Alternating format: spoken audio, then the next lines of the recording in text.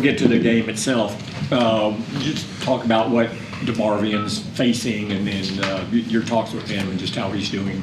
Yeah, definitely. DeMarvion's getting ready to have a big surgery in front of him. It was a significant knee injury, and definitely, I mean, you could feel it on the sidelines and just being on the field, part of the exam. I knew it was serious.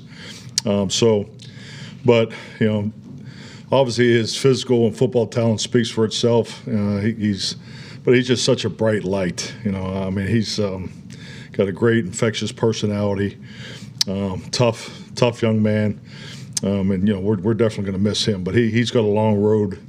He's got a long road of rehab in front of him. So he'll obviously be loved and supported every step of the way. I don't know on the game itself. Any loss hits hard in the aftermath of a game, but just with where you were going into that game, the fact you were starting to play a little bit better, got some traction, seemed to play the game you wanted to give yourselves a chance, and then not win it, and then knowing what Overshown went through. Was that one of the tougher losses in what's been a very tough season? Oh, definitely, and I know as a football team, that was about as heavy as the locker room that we've had in my time here. Definitely the loss, but the injury too. I mean, it was definitely heavy. But yeah, this game will humble you. It was a football game we were in position to win. I really liked the team's practice preparation going into it. We felt like things were starting to go our way. We had some tough breaks in the game that didn't go our way, but we still had a chance. And it was disappointing for us as a team. Obviously disappointing for our fans. But I was very proud of the way the guys played and just the way they rally and keep competing. A couple guys obviously went down during the game, and communication was steady, consistent, and they never lost their edge. Clarence Hill, I'll sit it down. A couple of things. Getting back to DeMarvion, you talked about a long road back. Is it likely that he could miss 2025? Well, I think that's fair. I mean, because time of year. Obviously, we're in December, so yes. I mean, I just think like anything, you have the surgery and then the rehab is a long process. But I think that's very realistic. Last night you said you had a chance to talk to Amani after the game. Did we talk to him at all? I actually have not. I said I have not talked to him. You hadn't talked to him last night. I know you had a chance to talk to him today. No, I have not. Today was, obviously it was very busy like it always is after a Monday night game in the training room, and then our game plan meeting started at 7. So I'll definitely see those guys tomorrow. See the team tomorrow. Mike, Todd Archer of the ESPN, Leafau and what he was able to do and coming in later. How has he developed as a rookie for you, and now need him to play a larger role? Well, I mean, you could see right away just his passion and his ability. He's a striker, plays with great intensity. Obviously, did some good things on special teams, and just like young guy needs opportunities. Continues to play well. He's done a really good job growing, with the green dot responsibility. So, really like the way he filled in once Demo went down. So, he's another very, very bright spot, of this rookie class.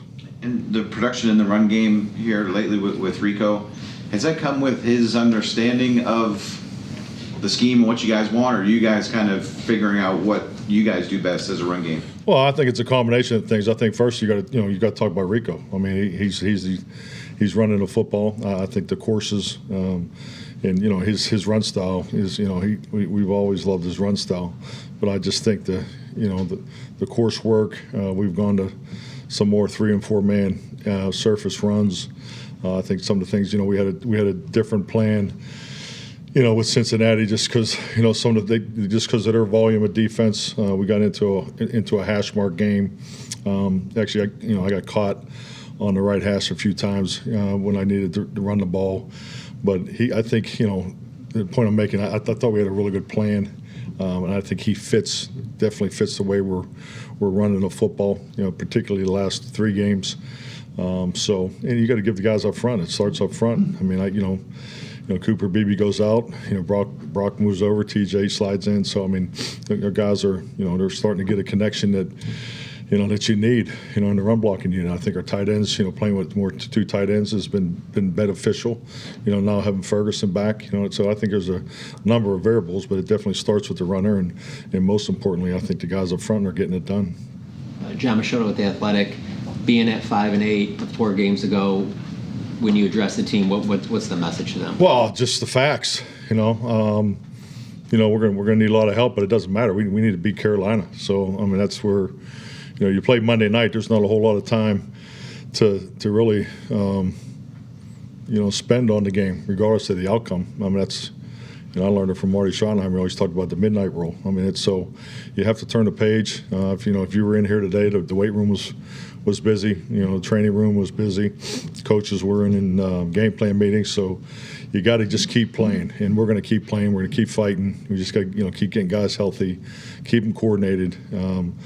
The way we're operating is the way you're supposed to operate, and it's we're operating like winning teams do.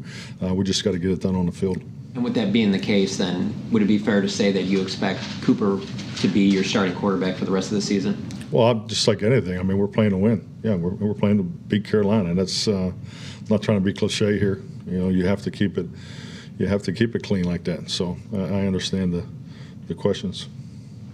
Calvin Watkins, Dallas Morning News. You talk about trying to get things coordinated. How difficult is it to keep everybody together, considering what happened last night and what you're facing? Yeah, no, excellent question. I think it's that's what the player day off in a sense is. I mean, it's everybody needs a reboot. We got a coaching staff's going to need some sleep tonight. I mean, it's Monday Night Football it's for the fans and TV, so it's definitely not for the coaches. But and I think also with the players, so we'll go with what we call a late start Wednesday. They'll be in the weight room tomorrow, and we'll have a later start. Gives the coaches some more time in the morning, gives them a little more personal time, and then we'll be smart with our training pattern going into Carolina. But yeah, you have to turn the page, coming off these Monday night games. What does it say about your group that you continue to shuffle on the whole line and it seems like you're still getting some kind of success? Yeah, definitely. I mean, it's your O-line, that offensive line group is one of the key components of any football team. So those guys are very close, spend a lot of time together, do extra together. They have a hell of a Thursday night dinner. I mean, these guys it's a tight group. So, and I think it shows in these times. Yeah. Nick Harris, Fort Worth Star Telegram. With Rico, 18 or 19 touches yesterday, was that kind of the anticipation going in, or maybe more touches would have been allowed? Well, I think you always want to get a guy touch, especially more touches when you have that kind of production. I think third down and we got caught on the right hash. I mean, there's 2 calls I wish I had back to third down there in the red zone, and the second down call. When I was stuck on the right hash there too. In the fourth quarter. So I mean, you have calls like that, and and also he's rotating in. He had a couple long runs. Zeke got a few carries, but yeah, my goal is when you got a back, it's hot. You like to get him 22 to 25 carries. I mean, if you're talking about the perfect world, but I think you got to look at the other side of the ball too. They want a time of possession and so forth. But based on the way we needed to play the game, our outlook of projecting how many points and the first 4th and 2 call was we called that on Tuesday in game plan meetings. So I mean you got to have an approach going into the game. So we wanted to make sure we gave our the passing game some opportunities, but we definitely went in with the run game as the lead. And CD kind of came up holding that shoulder on one of the tackles. Is he looking good going into the short week, or just kind of a day by day? Good question. I do not have the total workup from today from the training room. Josh. Mike, Josh Tolentino, Lone Star Live. First quarter scoring had been, an area of concern for you all season. What worked well on the opening drive, and is there stuff you can kind of carry over and how you prepared for that scrimmage? Well, I mean, I think we've done a really good job moving the ball, early. But it's good to get a touchdown. The turnover, there on that second series was disappointing. But yeah, I think to me, I've always felt your first drive is is a reflection of the connection to prep going into the game. I mean, you should definitely have some movement in the first drive. Sometimes if a mistake's made or they throw a curveball at you that you don't hit, I think you have that. But I'm a big believer from an offensive perspective. You should have production on the first drive, and even if it's just switching the field position. So, but yeah, I thought that was real important for us to get that first drive in. Yeah. Ed Werder, WFA. I know after the game last night you explained that you had a punt return on, not a punt block. When we talked to Jerry, he seemed to think there was a punt block had been called. And then there was a report today that Jerry asked for an explanation from John Fossil after the game about the whole situation. Could you just describe your part in observing that or being a part of it? Or? Well, I think it's in. Just to be clear, I think it's the definition of what a punt return is versus what a punt block is. I think when you look at the situation, 2 minutes left in the game, 3 timeouts, you have the best returner in football back there. So you do, and we did. We called, for a punt return. But now I think you got to go deeper into the mechanics of a punt return. You have punt returns that have 100% hold up, and then you have punt returns that, you also want to make sure you ensure the punt, because you don't want the punter to sit back there and have all day and, punt it, hit the scoreboard, put it out of bounds. So, you got to put some pressure on them. So there is a component of a potential, rush in some of the returns that are called. So, and that was the case with Nick, because Buddy, we looped him across, and is John in here today? Yeah. John can take you through it, but that'll be a fun one for him to answer. But and Nick, just because of the reaction of the guard and tackle, so he had the B gap and was able to. So it's more of an opportunity, but it's a return with a potential rush, by Nick, and that's what happened. So the hard part for came on in AO was just the fact that they were in a vice and it went out of bounds, and then they heard the crowd and just reacted and wasn't really sure how the ball got there. So, and that's where the tough part was, and you could see guys are trying to communicate it, but those guys, he was just not fully aware of that it was a block. So, that's it. I mean, that's a hard play. Obviously it's a mistake, and when I look at those things and just how because it's something, so we practice it. It's something that's repped and so forth. But the mechanics of being in a vice situation, being out of bounds, turning, and the ball's rolling towards you. That's a different spot to be in. But did you guys have a conversation with Jerry to explain all that to him and straighten him out? General manager, he asks good questions. Yes, absolutely. Stop. Absolutely. Use of the Athletic. Mike, kind of going off of that, with John Fossil, the special team mistakes in the last month, how difficult have those conversations been with him? Well, I think the biggest thing is, it's the evaluation of, what went right and what went wrong. I mean, it's something we do every single, post game. So, every play is graded, evaluated, and no different for myself, Mike Zimmer, and John. We have responsibilities as play callers, and a big part of play caller, definition of it is the responsibility you have on each and every play. Every assignment and so forth. There's an assessment of risk, and it's risk assessment, and when it goes right and you push the envelope a little bit, then obviously you're rewarded. But sometimes when you push it, it doesn't go the way you want it. So, and that's the beauty of the game of football. I mean, it's very fair to be criticized by it, but we're playing to win. We weren't playing to tie the game. We're not playing to just try to sneak in there and hope they screw it up. And that's the way we've always played here too. So, I think it's part of who you are and how you want to play. And but at the end of the day, play calling, when you're putting together a game plan, every situation's laid out. There's not a play in the game that you have not put your team in during the training period. It's it just comes at different times. So, and that's the beauty of the ebb and flow of a football game. So, it's just how far you're going to push your envelope sometimes. And you talked about the fourth quarter. You had a play that you might have wanted back. Is that one of the ones after Rico had the 14-yard run and then 3 straight incompletions? It was a second down call in that series. Yeah, we had the first down. We had the first down run was was actually set up by CD on the jet sweep before, so it was a great counter play, and Rico hit it. Almost had him one-on-one with the safety.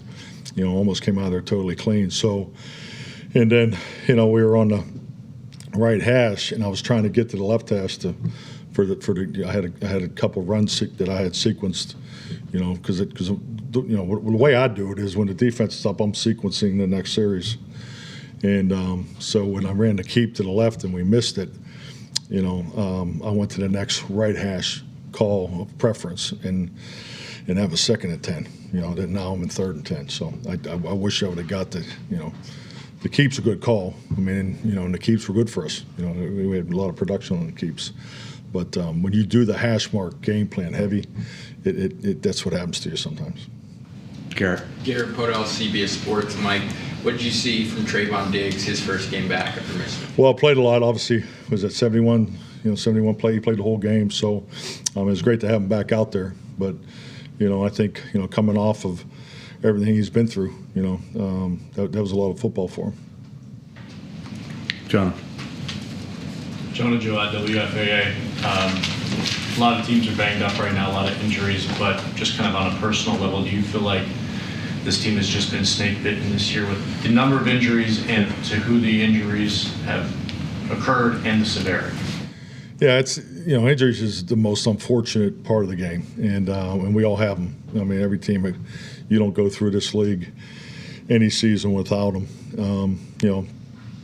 Some numbers are higher than others, and the timing of it, and who and the timing is usually is part of that big challenge. So, but yes, this is exceptionally high, and I think it's just like anything. You just got to make sure you continue to look at everything. I'm talking to the trainers about it every day. Strength and conditioning, things you do differently maybe in the off season. I mean, it's you're always trying to find a better way in your training regimen. That's the way you have to do it here. But yeah, this is an unusually high year.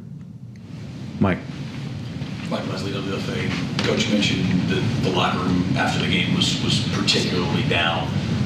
Multiple guys, certainly Eric Kendricks, Micah Parsons. Well, there was a lot of emotion, visible emotion, maybe more so than we normally see about DeMarvion and his injury. I know it's obviously somewhat tethered to just the caliber of player that DeMarvion is in the season that he's had, but it seemed like there was a lot more to it than just that. Can you speak to just the young man that DeMarvion is and just the energy that he brought to this roster that maybe was reflected in some of the emotion we saw? Definitely. No, I think it's very well said. I mean, when you first meet him, he has that presence. He has a very bright light, and now he's established himself. And I remember when he got hurt in Seattle. I mean, we were talking about him in pregame. I said, man, this kid's getting ready to take off. And Dan and I were talking about, how long you think we're going to get him in the starting lineup. I mean, we were that excited about him right away. And then has the injury in Seattle, goes through the rehab, every day, same guy every day. So, but he's very well liked, but very well respected, and he has a great personality, and we all see it.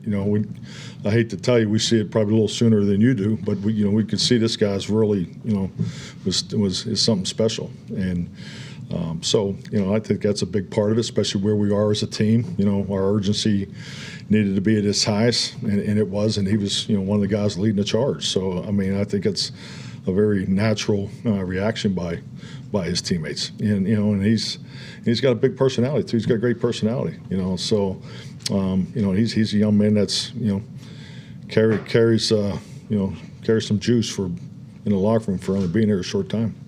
It's a different injury, a potentially more severe injury, but the fact that he has at least gone through something similar before and was obviously able to bounce back and play the way that he did this year, is that any solace that, hey, 2026 he might be right back to doing what he was doing this year? Well, I didn't speak to him specifically about the injury, but I know just speaking to the trainers, he's been pretty, hey, how's this going to go? What do I need to do? has been pretty matter of fact about the plan. I mean, it's not even been 24 hours yet, but I would expect him to go to attack it like he did last year. All righty, thank you, Mike. Thank you.